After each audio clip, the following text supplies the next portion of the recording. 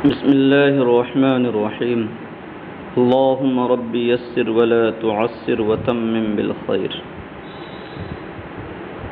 اللهم إنا نحمدك على ما علمت من البيان وألهمت من التبيان، كما نحمدك على ما أسبغت من العطاء وأسبلت من الغطاء. یہ کتاب کا خطبہ ہے اور کتاب کے خطبے میں ہی مصنف نے جو اس کتاب کا مقصود ہے اس کی طرف اشارہ بھی فرما دیا ہے. اس لحاظ سے یہ خطبہ براعت استحلال پر مشتمل ہے اور ساتھ ہی اچھے ادب پر. اللہ عز و جل کی حمد کرتے ہوئے جو صیغے یہاں اختیار کیے ہیں ان میں جو وجوہ بلاغت پائے جا رہے ہیں ان کو آپ حضرات ضرور سمجھنے کی کوشش کریں تاکہ ادب کے پڑھنے میں ایک قسم کا لطف بھی آپ کو ملے. معنوی خوبیوں کے ساتھ ساتھ محسنات لفظیہ کا بھی خوب استعمال کیا ہے. اس سے پہلے کی گفتگو میں سجع کے بارے میں آپ کو بتایا گیا تھا، بلکہ یہ بھی آپ کو بتایا گیا کہ نثر مسجوعی کے بطن سے یہ فن مقامات وجود میں آیا. تو فن مقامات میں سجع کی مکمل رعایت کی جاتی ہے. یہاں ایک بات اور جان لیں کہ سجع کی 3 قسمیں ہیں. پہلی قسم یہ ہے کہ دونوں فقروں کے آخری کلمے صرف حرف اخیر میں موافق ہوں لیکن وزن میں مختلف ہوں. جیسے کہ آپ یہیں دیکھ رہے ہیں من البیان اور من التبیان میں البیان اور التبیان حرف اخیر میں موافق ہیں لیکن دونوں کا وزن الگ الگ ہے. اور دوسری قسم یہ ہے کہ آخری دونوں کلمے آخری حرف کے ساتھ ساتھ وزن میں بھی متفق ہوں. جیسے قرآن مجید میں ہے فی صدر مخضود وطلح منضود وظل ممدود. تو اب دیکھیں مخضود، منضود، ممدود سب قافیہ میں بھی اور وزن میں دونوں میں متفق. اور تیسری صورت یہ ہوتی ہے کہ اس فقرے کے ان دونوں جملوں کے بیشتر کلمات یا تمام کلمات ہم قافیہ اور ہم وزن اور قافیہ دونوں میں بیشتر کلمات یا سارے کلمات متفق ہوں. جیسا کہ اسی میں آپ پڑھیں گے انہوں نے ایک جگہ استعمال کیا ہے یطبع الاسجاع بجواہر لفظه ویقرع الاسماع بزواجر وعظه. تو دیکھیے یطبع کے مقابلے میں یقرع، اسجاع، اسماع، جواہر، زواجر، لفظه وعظه. تو دونوں جملوں کے تمام کلمات ہم وزن اور ہم قافیہ. اسے افضل سجع کہا جاتا ہے، سجع کی افضل قسم کہا جاتا ہے. ان تینوں قسموں میں پہلی قسم کو سجع مطرف اور دوسری قسم کو سجع متوازی اور تیسری قسم کو سجع مرصع کہتے ہیں. ساتھ ہی یہ بھی جان لیں آپ کہ محسنات لفظیہ میں سے جناس کا اس کتاب میں بہت زیادہ استعمال ہوا ہے. جناس کا مطلب یہ ہوتا ہے کہ دو لفظ نطق میں بولنے میں ایک جیسے ہوں مشابہ ہوں لیکن معنی میں مختلف.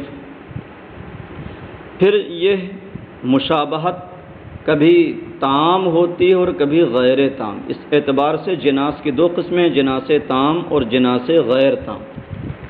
جناس تام یہ ہے کہ دونوں لفظ چار چیزوں میں، حروف کی قسم میں، ان کی شکل میں، تعداد میں اور ترتیب میں متفق. مختصر یہ کہ دونوں لفظ ایک ہی ہوں گے، معنی دونوں کا الگ الگ ہوگا. جیسے قرآن مجید میں یوم تقوم الساعة یقسم المجرمون ما لبثوا غیر ساعة. یوم تقوم الساعة، پھر آخر میں ما لبثوا غیر ساعة. تو ساعة ساعة دو جگہ آیا مگر دونوں کا معنی الگ ہے. پہلے الساعة کا معنی قیامت اور دوسرے ساعة کا معنی وقت، گھنٹہ. اور جناس غیر تام یہ ہے کہ دونوں لفظ مذکورہ چار چیزوں میں سے کسی میں مختلف ہوں، وزن میں یا حروف کی قسم میں یا تعداد میں یا ترتیب میں. تو کسی بھی اعتبار سے اگر مختلف ہیں تو اسے جناس غیر تام کہیں گے.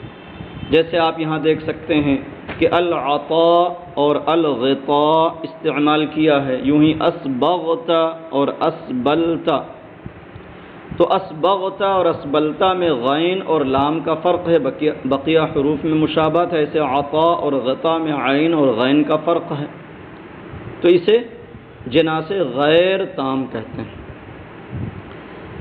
معنوی اعتبار سے محسنات معنویہ میں سے ایک صنعت ہے طباق، جس کا مطلب ہوتا ہے کلام میں شے اور اس کی ضد کو جمع کرنا. پھر اس کی بھی دو صورتیں ہیں کہ اگر ضدین ایجاب و سلب میں مختلف ہیں تو اسے طباق سلب کہتے ہیں، ورنہ طباق ایجاب. جیسے قرآن مجید میں قل هل يستوي الذين يعلمون والذين لا يعلمون. تو الذين يعلمون مثبت ہے، موجبہ ہے، اور الذين لا يعلمون یہ سلب پر مشتمل ہے. تو الذين يعلمون والذين لا يعلمون دونوں ایک دوسرے کی ضد ہیں، مگر یہ ضدین ایجاب و سلب پر مشتمل ہیں. ایجاب و سلب میں مختلف ہیں کہ ایک موجبہ ہے اور ایک سالبہ، تو اسے طباق سلب کہیں گے، ورنہ طباق ایجاب جیسے کہ فرمایا گیا وَتَحْسَبُهُمْ أَيْقَاظًا وَهُمْ رُقُودٌ. ایقاظ یہ یقظن کی جمع ہے جس کا معنی بیدار ہوتا ہے، اور رقود یہ راقد کی جمع جس کا معنی سونے والا. تو ایقاظ اور رقود یہ دونوں ایک دوسرے کے مقابل ہیں، ایک دوسرے کی ضد ہیں، اور دونوں کو ایک کلام میں جمع فرمایا گیا، اسے طباق کہیں گے. اور یہ طباق ایجاب ہوا کیونکہ ان دونوں کے درمیان ایجاب و سلب کا اختلاف نہیں پایا جاتا. وما يستوي الاعمى والبصير، اندھا اور اکھیارا برابر نہیں، ان دونوں میں بھی طباق ایجاب پایا جا رہا ہے. اور ایک صنعت ہے صنعت مقابلہ، کہ کلام میں دو یا چند چیزیں لائی جائیں پھر ان کے مقابل ذکر کیے جائیں، تو اسے مقابلہ کہتے ہیں. یہ خیال رہے کہ ایسا نہ ہونا چاہیے کہ ایک شے پھر اس کی ضد، پھر ایک شے پھر اس کی ضد. اگر ایسا ہوتا ہے تو اسے چند طباق ایجاب کہا جائے گا. یہ چند طباق کا اکٹھا ہونا ہوگا، اسے مقابلہ نہیں کہیں گے، بلکہ مقابلہ کے لیے ضروری پہلے دو چیزیں یا چند چیزیں ذکر کی جائیں پھر ان کے مقابل کو لایا جائے، تو اسے مقابلہ کہا جاتا ہے. تو ان اصطلاحات کو قاعدے سے سمجھ لیں، کیونکہ اس کتاب میں بکثرت ان کا استعمال ہوا ہے، تو جب آپ پڑھیں تو انہیں سمجھتے رہیں. فرماتے ہیں اللہم انا نحمدک علی ما علمت من البیان. بیان یہ مصدر ہے بانا یبینو کا، جس کا معنی ہوتا ہے اپنی بات کو وضاحت کے ساتھ کہنا، ما فی الضمیر کو ادا کرنا. اللہ تبارک و تعالیٰ کا یہ ہم انسانوں پر عظیم احسان ہے کہ اس نے ہمیں بیان عطا فرمایا، بیان کی تعلیم فرمائی۔ چنانچہ سورہ رحمان میں آیا خلق الانسان علمہ البیان، کہ اللہ نے انسان کو پیدا کیا، اسے بیان سکھایا۔ تو یہاں اگر الانسان کو مطلق رکھا جائے، جنس کے لیے لیا جائے، تو البیان کا معنی یہاں پر مافی ضمیر کی ادائیگی، اور اگر الانسان سے مراد انسان کامل یعنی حضور نبی رحمت سید عالم صلی اللہ تعالی علیہ وسلم کو لیا جائے، تو اس صورت میں بیان کا معنی ما کانا و ما یکون کا بیان ہوگا۔ تو بہرحال البیان کا معنی مافی ضمیر کو ادا کرنا، بیان کرنا۔ وَأَلْهَمْتَ مِنَ التِّبْيَانِ، تبیان یہ بھی اسی مادہ سے ہے اور یہ بھی مصدر ہے، لیکن یہ مصدر مبالغہ کہلاتا ہے، اور تفعال کے وزن پر صرف دو مصدر کلام عرب میں آئے ہیں، ایک تبیان اور دوسرا تلقاء۔ بقیہ جو اس طریقے پر دکھائی دیں وہ تفعال کے وزن پر نہیں بلکہ تفعال کے وزن پر ہوں گے، جیسے تعداد، تکرار، تذکار، تشراب وغیرہ۔ یہ وزن ہے مصدر مبالغہ کا۔ پہلی جگہ بیان آیا، یہاں تبیان آیا، تو ظاہر سی بات ہے کہ تبیان کا معنی ہوگا اور اچھے انداز میں اپنی بات کو ادا کرنا۔ اسی لیے تبیان لکل شیء کا ترجمہ کیا گیا، ہر چیز کا واضح بیان۔ تو ایک تو بیان ہے، دوسرے واضح بیان۔ تو دونوں میں آپ جو فرق ہے اس فرق کے لحاظ سے مصنف نے پہلی جگہ علمتا اور دوسری جگہ الہمتا استعمال کیا ہے۔ علمتا کا معنی مطلق علم عطا کرنا، سکھانا، اور الہام کا معنی ہوتا ہے بطریق فیضان قلب میں القاء کرنا۔ تو ظاہر سی بات ہے کہ اللہ تبارک و تعالی اپنے جس خاص بندے کو چاہتا ہے اس فیض سے نوازتا ہے، اس لیے یہاں پر الہام استعمال کیا۔ کما نحمدک علی ما اسبغت من العطاء واسبلت من الغطاء۔ اسبغت یہ باب افعال سے فعل ماضی ہے، اسباغ بمعنی اکمال، مکمل کرنا۔ وَأَسْبَغَ عَلَيْكُمْ نِعَمَهُ ظَاهِرَةً وَبَاطِنَةً، قرآن مجید میں عطاء بمعنی داد و دہش، بخشش، اس کی جمع اعطیہ آتی ہے۔ وَأَسْبَلْتَ اسبال کا معنی پردہ لٹکانا، اور غطاء یہ پردہ کے معنی میں اس کی جمع اغطیہ آتی ہے۔ ہاں، ان تمام جگہوں، ان تمام جملوں میں جو ما آیا ہے وہ ما موصولہ ہے۔ علی ما علمت من البیان، یہ من بیانیہ ہے اسی ما کا۔ ایسے الہمتا من التبیان میں بھی من بیانیہ ہوگا، کیونکہ الہمتا سے پہلے ہما مقدر ہوا، کیونکہ علمتا پر معطوف ہے۔ ایسے ہی اسبغت من العطاء میں من جو ہے یہ ما کا بیان ہے، اور یوں ہی اسبلت من الغطاء۔ اللہم انا نحمدک علی ما علمت من البیان والہمت من التبیان۔ اے اللہ، یقیناً ہم تیری حمد کرتے ہیں اس واضح کلامی پر جو تو نے ہمیں عطا فرمائی، اور اس مافی الضمیر کے عمدہ ادا کرنے پر جس کا تو نے الہام فرمایا۔ کما نحمدک علی ما اسبغت من العطاء واسبلت من الغطاء، جیسا کہ ہم تیری حمد کرتے ہیں تیرے داد و دہش کے مکمل فرمانے پر اور گناہوں کی پردہ پوشی پر۔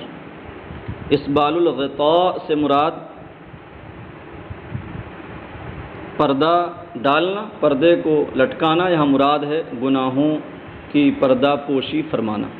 تو جیسا کہ ہم تیری حمد کرتے ہیں اس عطا پر جو تو نے مکمل فرمائی، کامل فرمائی، وَأَسْبَلْتَ مِنَ الْغِطَاءِ، اور گناہوں سے پردہ پوشی پر۔ وَنَعُوذُ بِكَ مِنْ شِرَّةِ اللَّسَنِ وَفُضُولِ الْحَذَرِ كَمَا نَعُوذُ بِكَ مِنْ مَعَرَّةِ اللَّكَنِ وَفُضُوحِ الْحَصَرِ۔ شرۃ اللسن کا معنی ہے حدت اللسان۔ شرح یہ حدت کے معنی میں ہے، تیزی، اور لسن خود اس کا معنی ہی زبان درازی، زبان کی تیزی ہوتا ہے، لیکن چونکہ شرح کے ساتھ آیا اس لیے لسن کا معنی یہاں لسان ہوگا۔ وفضول الحذر، فضول بے فائدہ اور زائد کو کہتے ہیں، الحذر بے فائدہ بکواس کرنے کو کہتے ہیں۔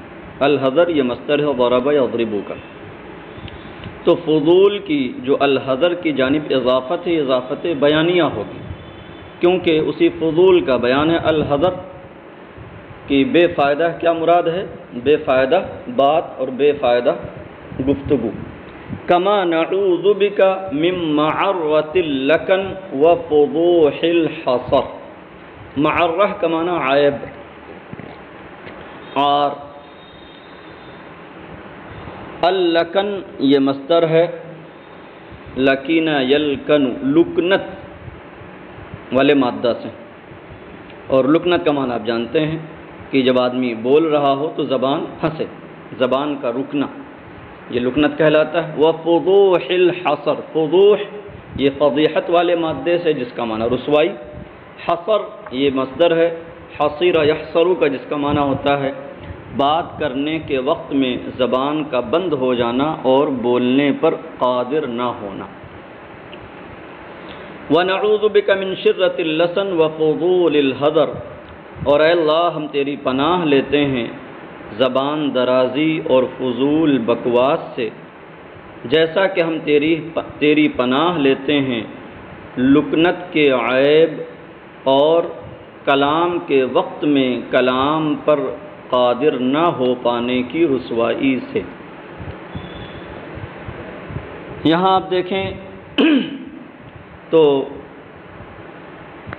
من شرۃ اللسن وفضول الحذر، اور پھر من معرۃ اللکن وفضوح الحصر، تو لسن اور فضول الحذر یوں ہی لکن اور فضوح الحصر ان تین کلمات میں سجع پائی جا رہی ہے، سجع مرصع کے قبیل سے ہوگا یہ،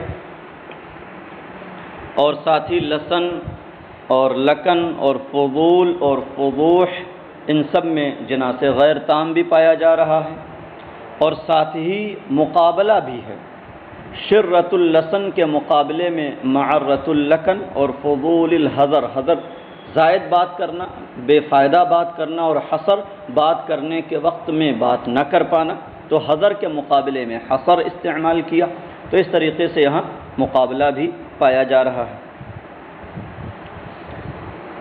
وَنَسْتَكْفِي بِكَ الْإِفْتِتَانَ بِإِطْرَاءِ الْمَادِحِ وَإِغْضَاءِ الْمُسَامِحِ كَمَا نَسْتَكْفِي بِكَ الْإِنْتِصَابَ لِإِزْرَاءِ الْقَادِحِ وَهَتْكِ الْفَاضِحِ۔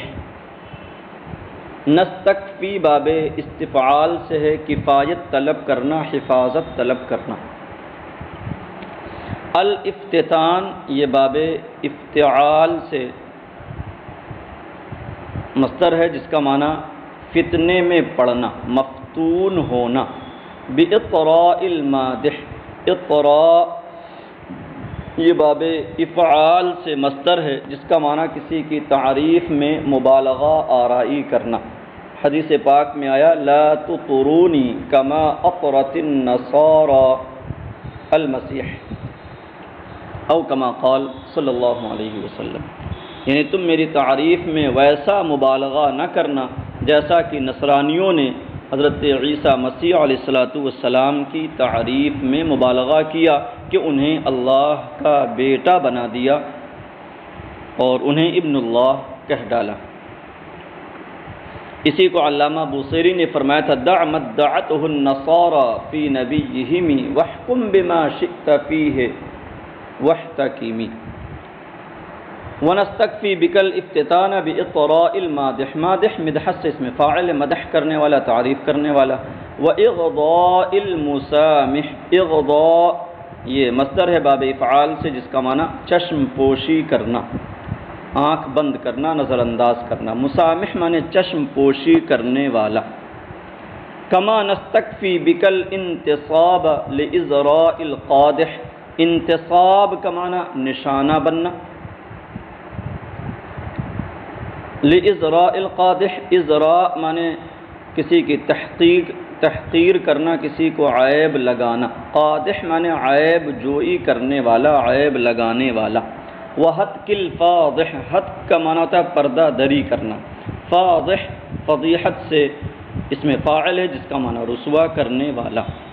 وَنَسْتَكْفِي بِكَ الْإِفْتِتَانَ بِإِقْرَاءِ الْمَادِحِ وَإِغْضَاءِ الْمُسَامِحِ، اور اے پروردگار ہم تجھ سے تیری حفاظت طلب کرتے ہیں اس بات سے کہ ہم تعریف کرنے والے کی مبالغہ آرائی کے اور چشم پوشی کرنے والے کی چشم پوشی کے فتنے میں پڑیں۔ کما نستکفی بکل انتصاب لإزراء القادح وحتک الفاضح، جیسا کہ ہم تجھ سے حفاظت طلب کرتے ہیں اس بات سے کہ عیب لگانے والے کی تحقیر کا اور رسوا کرنے والے کی پردہ دری کا نشانہ بنے۔ یہاں بھی آپ دیکھ سکتے ہیں کہ بڑا زبردست مقابلہ استعمال کیا ہے۔ اطراء المادح، اطراء اور مادح کے مقابل میں ازراء اور قادح ہے اگلے جملے میں، اور ادھر اغضاء المسامح، اغضاء کے مقابلے میں حد اور مسامح کے مقابلے میں فاضح۔ تو یہ کتنے بہترین اعتدال کے لیے دعا مانگ رہے ہیں کہ پروردگار نہ تو ہم تعریف کرنے والے کی مبالغہ آرائی کا شکار ہوں، نہ ہی چشم پوشی کرنے والا ہم سے چشم پوشی کرے، اور نہ ہی جو شخص عیب جوئی کرنے والا عیب گیر ہے وہ ہمیں رسوا کرے، اور جو لوگوں کو رسوا کرتا ہے اس کی پردہ دری کا ہم نشانہ بنے، بلکہ ہمیں تو اعتدال کی راہ عطا فرما۔ وَنَسْتَغْفِرُكَ مِنْ سَوْقِ الشَّهَوَاتِ إِلَى سُوقِ الشُّبُهَاتِ كَمَا نَسْتَغْفِرُكَ مِنْ نَقْلِ الْخُطُوَاتِ إِلَى خِطَطِ الْخَطِيئَاتِ۔ نستغفرک کا معنی جانتے ہیں، مغفرت چاہنا، بخشش طلب کرنا، معافی مانگنا۔ من سوق الشہوات، سوق مصدر ہے ساق یسوقو کا جس کا معنی لے جانا، ہانکنا، شہوت کی جمع شہوات، الی سوق الشبہات، سوق بمعنی بازار جس کی جمع اسواق آتی ہے، شبہ کی جمع شبہات۔ کما نستغفرک من نقل الخطوات، نقل بمعنی منتقل کرنا، لے جانا، خطوات خطوہ کی جمع جس کا معنی قدم، خطہ کی جمع ہے، خطیئہ کی جمع خطیئات گناہ۔ وَنَسْتَغْفِرُكَ مِنْ سَوْقِ الشَّهَوَاتِ إِلَى سُوقِ الشُّبُهَاتِ، اور اے پروردگار ہم تجھ سے شہوتوں کے شبہوں کے بازار کی جانب لے جانے سے معافی چاہتے ہیں، جیسا کہ ہم اپنے قدم گناہوں کے خطوں کی جانب اٹھانے سے بخشش چاہتے ہیں۔ یہاں دیکھیے سوق اور سوق میں اور بہت حد تک شہوات اور شبہات میں جناس پایا جا رہا ہے، جناس غیر تام، اور یوں ہی خطوات اور خطط اور خطیئات میں بھی جناس پائی جا رہی ہے۔ وَنَسْتَوْهِبُ مِنْكَ تَوْفِيقًا قَائِدًا إِلَى الرُّشْدِ وَقَلْبًا مُتَقَلِّبًا مَعَ الْحَقِّ وَلِسَانًا مُتَحَلِّيًا بِالصِّدْقِ وَنُطْقًا مُؤَيَّدًا بِالْحُجَّةِ وَإِصَابَةً زَائِدَةً عَنِ الزَّيْغِ وَعَزِيمَةً قَاهِرَةً عَنْ هَوَى النَّفْسِ وَبَصِيرَةً نُدْرِكُ بِهَا عِرْفَانَ الْقَدْرِ۔ نستوہب باب استفعال سے ہے، مادہ ہبہ ہے اس کا، ہم تجھ سے طلب کرتے ہیں کہ تو ہمیں ہبہ فرمائے، عطا فرمائے، کیونکہ سین یہ باب استفعال کی ہے طلب کے لیے۔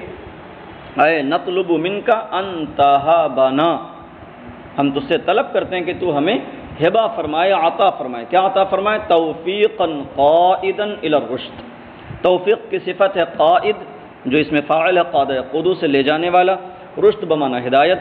وقلبا متقلبا مع الحق، قلب کا نام قلب کیوں رکھا گیا یہ آپ نے پڑھا ہوگا، سمی قلبا لتقلبہ، تو قلب کے لیے کتنی بہترین دعا رکھی ہے، قلبا متقلبا مع الحق، متقلب بمعنی بدلنے والا، ولسانا متحلیا بالصدق، متحلی یہ تحلی سے باب تفاعل سے اس میں فاعل ہے جس کا معنی آراستہ ہونا، ونطقا مؤیدا بالحجہ، حجہ کہتے ہیں دلیل کو جس کی جمع حجج آتی ہے، وإصابة زائدة عن الزیغ، اصابہ معنی درستی، مصدر ہے باب افعال کا، اصاب یصیب فعل آتا ہے، زائدہ زاد یزود سے جس کا معنی دفع کرنا دور کرنا، زائغ معنی کجی، وعزیمة قاہرة عن هوى النفس، عزیمہ کا معنی مستحکم اور پختہ ارادہ، قاہرہ بمعنی غالب، عن هوى النفس، یہ چونکہ قاہرہ منع کے معنی کو متضمن ہے اس لیے اس کا صلہ عن لایا گیا، غالبۃ مانعۃ عن هوى النفس، ہوا بمعنی خواہش جمع اہوا آتی ہے، وبصیرۃ ندرک بها عرفان القدر، بصیرت